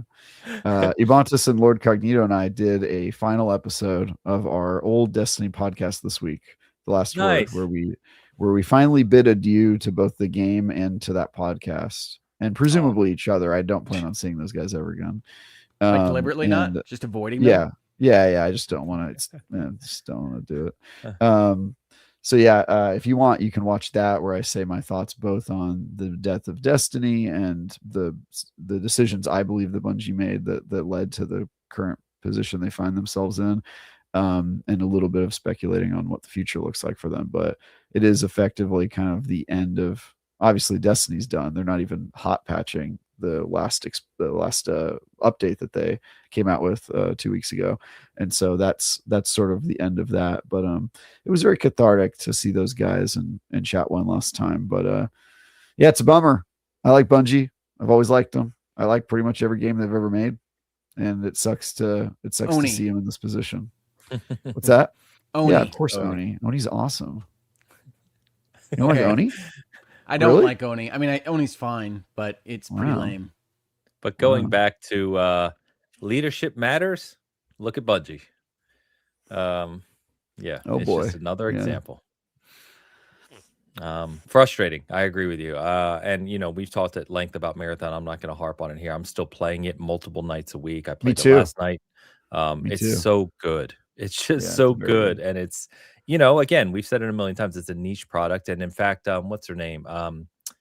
Oh man, I'm terrible with names. People know her well. She was the community manager at Bungie for a while. She's well known in the community, like gaming community. Damn it. Someone will tell me who it is. But anyway, she came out last week and basically posted that, hey. Yeah. Talking about Liana Rupert. Yeah. Yes. Thank you. She came out last week and said that, she was obviously privy to what was going on internally at Bungie, and she said it was known from the start that Marathon was not supposed to be a Destiny replacement or competitor, and it was going to be a much smaller game audience-wise than a Destiny. So, I mean, it's not that they're surprised by this, but it is a That shame it to see happened that. at the same, yeah. So it happened at the all in same parallel. time Destiny died, and they did not Yes. take the proper steps to plan their next game because they got distracted with other stuff. And I mean, yeah, Yep. the reasons are numerous and myriad. Yeah. So anyway, so wishing those people the best as well, because there's a load of tremendous talent at Bungie, like there are a lot of these studios. So I'm just wishing all these people the best, because it's frustrating to watch. But it is the state of the industry right now, and as I think you guys both said earlier, it won't stop here. This is not the ends by any stretch of the imagination. No, I mean, and we've said it before, there's a clear overinvestment coming off of COVID, and Yes, some of this is reaping that. yes, it is. Some of this is a complete change in demographic. I mean, one of the things that's happening in the reports, and one of the reasons I really love Matthew Ball being hired by Asha at Xbox, because I think he's brilliant on this stuff, is that the next generations after us, right? We're seasoned, but the next generations after us aren't even interacting with video games in the same way. And like all of the platform holders have to figure out how to manage that situation, because they're playing on iPads and everything else. That's part of why this is an Xbox comes to be. And it didn't work out for the old guard. But generations after us are not going to interact with games in the same way. Sony's dealing with that from the tip of their mountaintop of how can we sell PlayStation 6s within the same environment where things cost 7 times as much as they did 2 years ago. Yeah. And is there something to sell? How long can we extend our generation? They're in a better spot than Xbox, obviously, but everybody is looking at it and going, well, what does this industry look like in 10 years? And it's very hard to project right this second. Big time. Yeah. In fact, it's kind of crazy because I, my personal career, I play in a space where I'm mapping out 3, 5, 6, 7 years. And I remember talking to Jason Ronald at Xbox year before last and at SGF. And he was talking, obviously, not any details, but he was talking about how they basically map out hardware and things for 10 plus years, right? Like 10 to 12 years. And I'm thinking right now, like, it's not even possible. Like, I don't, like the bets you have to make now for that type of runway is wild. And it's that's why you're seeing so much destruction in various areas with the way AI and the shortages of hardware, because no one bet on that 5, 6, 7 years ago. It was not expected. And so it's just, it's messy out there right now. It's hard to anticipate a brand new industry needing the same resources as you, springing up out of nowhere and getting as big as you in 2 years. And growing as fast. Yeah. Yeah, as it has. Yeah, it's nuts. So anyway, to bring it to do a poor segue effort here and to bring it back to game excitement for the biggest game a lot of that excitement that may ever release in our lifetime. Until GTA 7. 6, yeah, GTA 6 is actually seemingly coming this year, as 2K said it would earlier this year. So November 19th date is seemingly sticking. They released a 30-second pre-order trailer this week to basically Was that really 30 seconds? It felt like it was 8 seconds. Wow. 30 seconds to say, this is our cover. Oh, I think like 10 of the 30s Rockstar logo. So they say this is our cover art, which is a thing for GTA games. And that pre-orders will go live on June 25th, which is what?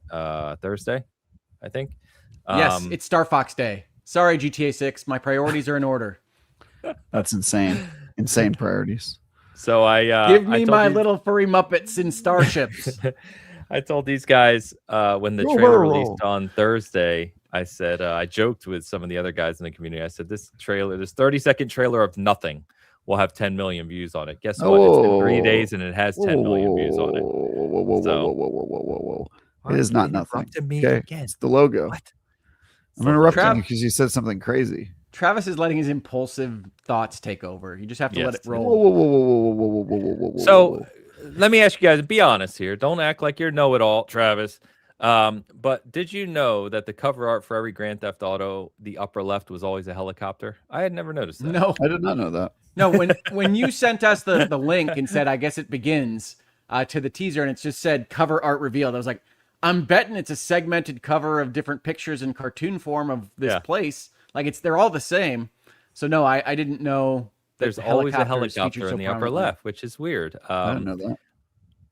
I know this because, and I joke about this, but to show you how big GTA is, both in the SEO world, but also for sites, I think it was 3 hours after the trailer, and I'm not joking. Kotaku had 5 articles up about a 30-second trailer. No, 5 no, articles. they did not.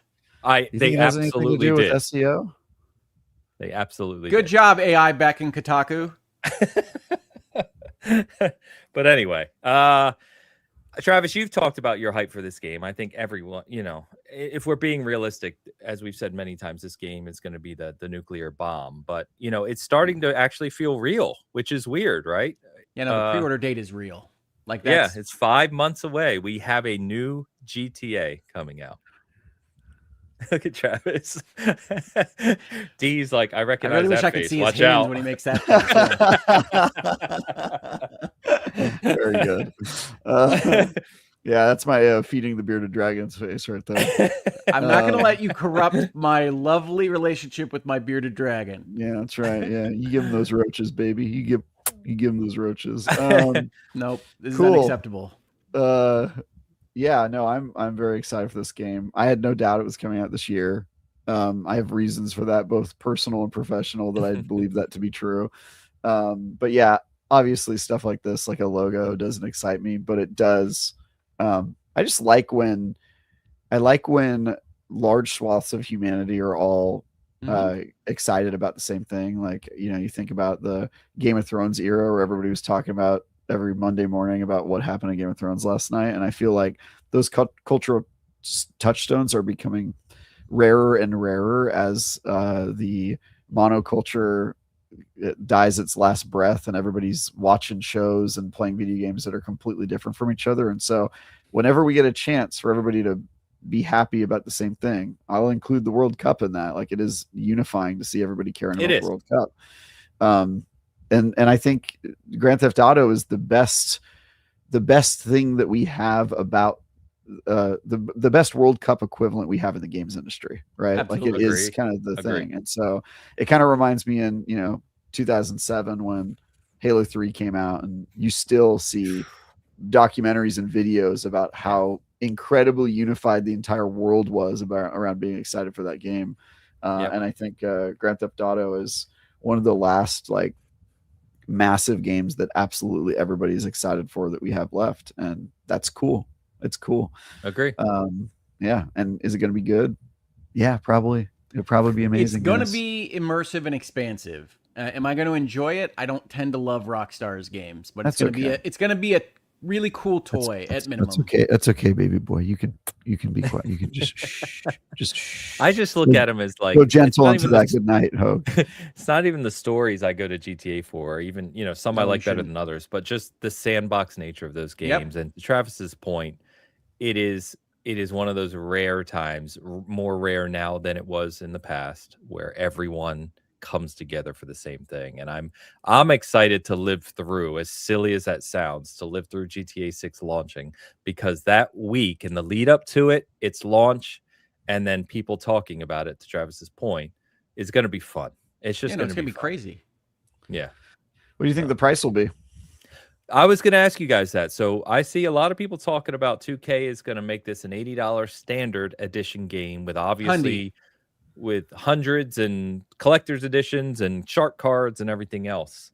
What do you really think? You think they're going to go above normal standard price for GTA? I would be seriously evaluating $100 with shark bucks. So maybe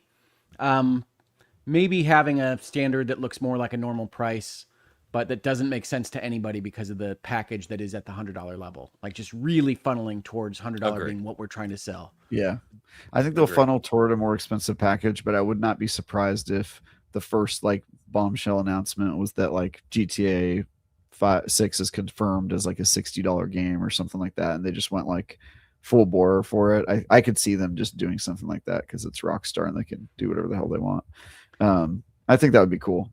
We'll see, though. I kind of tend to think it'll probably just be like a $70 game, $100 version, and then there'll be like some $300 collector's edition that everybody buys and scalps in 5 minutes. Yeah, it just has a giant statue of an alligator. Well, their fees have been weird, but I still have that GTA 4. Do you remember they had the bank bag with the lock on it? It says Grand Theft Auto on it. Actually, it might have been 5. I don't remember, but I still have proving my that. point of weird. Yeah. I have like a bank bag. I actually use it. I keep my valuables in it. It's like actually useful. So I've got that. It's pretty funny. No, I do think it's interesting that they have this pre-order announcement. I think it does mean that the game is coalescing. I also, however, view it as the last exit ramp to move that date. So I'm not as convinced that November 19th is set in stone. I think that this pre-order video, whatever it's going to be when they start pre-orders, is going to be the real date, whatever they say. If it's November 19th again, then it's November 19th. But they have the opportunity to slide it a little bit in this last kind of exit ramp. I think they're sticking it at this point. Yeah, but we'll see. I think I'm more curious. We've talked about this before, but I'm most curious because obviously we know the launch is going to be absurd, but post-launch is all about GTA Online, right? And so I'm very curious to see that transition. That's what I want to see most. One, how do they sell GTA Online at launch? To your point, packages, premium editions, early access, bundles, whatever the hell it looks like. But also, how do they transition the people into this new GTA Online and what that game even is? Like, we know what GTA 6 is going to be at a very framework level, but what does GTA Online look like in a GTA 6 We know it's world? coming a month later, right? They already announced that. Did they? Did they? Okay. Uh-oh. Yes. Okay.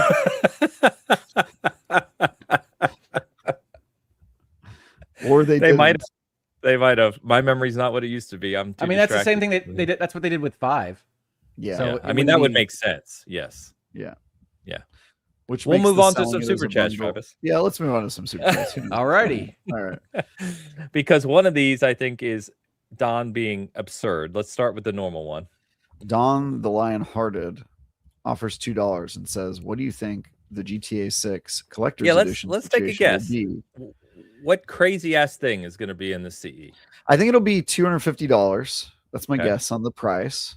And I think it will have, God, it's hard to tell because we don't really know what the story's about.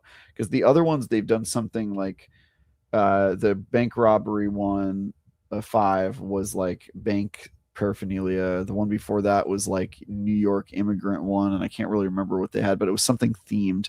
And they do like practical items in the past. So I don't think it'll be a maybe I think it'll be some like item, like you'll get like a personal safe or something like that. Maybe I'm just taking random rumors from online and this isn't anything that's in official context, but isn't one of them an undercover cop? That's rumors. That was my theory. Yeah, that's rumors. That was my theory from the very first trailer where I said I think the guy's a cop. Yeah, that was like a year. Yeah. We talked about that a long time which ago. By the way, I still think that we have no new information, so why would my opinion change? But yeah, no, I think it comes across much more strongly in trailer 2. I remember being like, "Oh, he is definitely a cop." And I don't know why exactly, but yes, that's the vibe. So Alex said in chat, which I was going to say, and I don't even know why this makes no sense, but my mind immediately when I thought CE is there's going to be an alligator or a crocodile in it. Mm-hmm. Yeah, I would think that too normally, but I just they have not done trophies or like plushies or anything like that. They haven't done normal CEs. No, they do. Yeah, I think it'll be giant something gator weird. mouth with like a severed limb in it. I don't think it'll be that. I think it'll be something like it'll be like a practical item that you can have or use in some way, and everybody will be like, "That's weird," and then they will buy it. Well, the reason I asked about the undercover cop because if it was an undercover cop plotline, I'd make it a badge. I could see that too, but then they would give away a huge part of the plot, and I don't think you only assume that. That might be the premise. Yeah, I think it'll be a big part of it, but yeah, we'll see. Okay, so thank you, Don, and thank you for this next super chat, which I think you are back in insane Don mode again. Love it. Don, I heard $5 super chat. I love GTA, but Rockstar games don't tend to have much beyond the main story, which is weird. What the? No side quests, for example. Red Dead Redemption is a bit different, not much. Don, I met you in person. You're on the spectrum, and this is one of those scenarios. I don't know what to tell you, my friend. Some of the I don't think he's wrong necessarily, but it's because their main story is like wide linear, right? So it's like you have 4 different people, but that's all main story. So they don't really go off what they're doing with their main through line. Well, I mean, it depends how you define it. That's fine, but like, there's so many side quests that are you normally call a side quest, right? You have your main. Here's your North Star mission that you have to do, and then you have side quests. Now, the side quests can tie into your main characters or main story, but they're still side quests.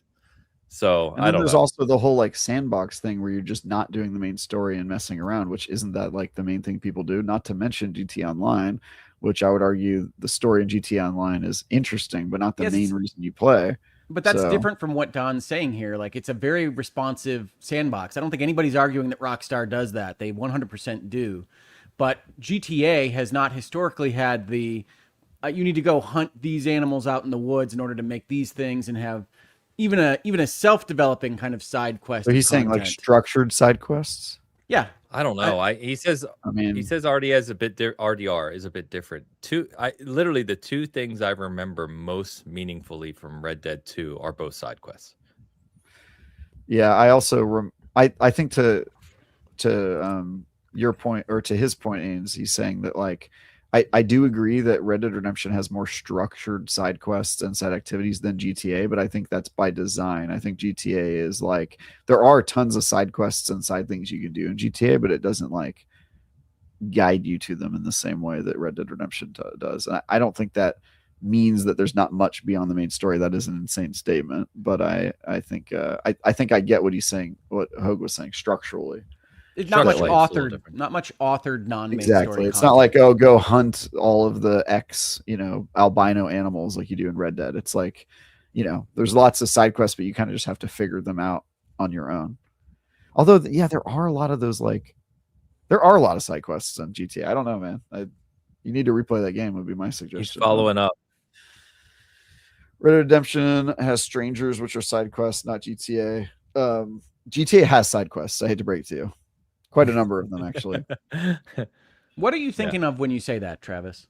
Like it has optional, not part of the main story things where like you go somewhere and you go on like some, I remember one, like somebody gets in your car and then you're driving them around to pick up something. And it's like just a completely optional thing. And then it like ends. It has like a beginning and a middle and an end. And then it's like, okay, cool. That was just for like some extra money or a weapon or whatever. I believe you. So I don't think I've experienced that. So I'm on Don's side of the coin with this right now. But I also haven't played GTA 5 in a long time. Yeah, I play that game like every 5 years, 4 years. And then I also play GTA Online quite a bit, which GTA Online obviously is where the side quest went. It's mostly side quests. Yeah. By the way, for those who haven't played GTA 5, they announced this week too, they're doing free upgrades to the Series X and PS5 version of GTA 5 if you own those games digitally. Physical as well on PlayStation for some reason. If you own a physical copy on Xbox, not included, which is weird. But yeah. Also, GTA 5 does have side quests called Strangers and Freaks. So the idea that they don't have the strangers is not true. Don, love you. Aren't there side characters you meet and can hang out with that are completely side? Yes, they are. GTA. Love you. Thank you for the generosity. You're crazy as always. Get back to Kwame. Kwame's making you nuts, I think. We have a new someone I don't recognize here. Jonathan M. Jonathan M332, $4.99 super chat. What are the odds that all this streamlining and leaning out of the Xbox business is prelude to offloading or selling off the business? Very low. Yeah, yes, I but don't not think so. zero. I mean, like that's what you see is the speculation in the Wall Street Journal and whatnot about these various things. But the God's honest truth is that to the extent that Asha's memo to everybody is accurate, and again, it's a publicly traded company, giant company, biggest in the world, can't really lie about these things in the manner that some people accuse her of lying. But if that's accurate, it's still going to be good, whether it's internal or external, to streamline and fix the ship.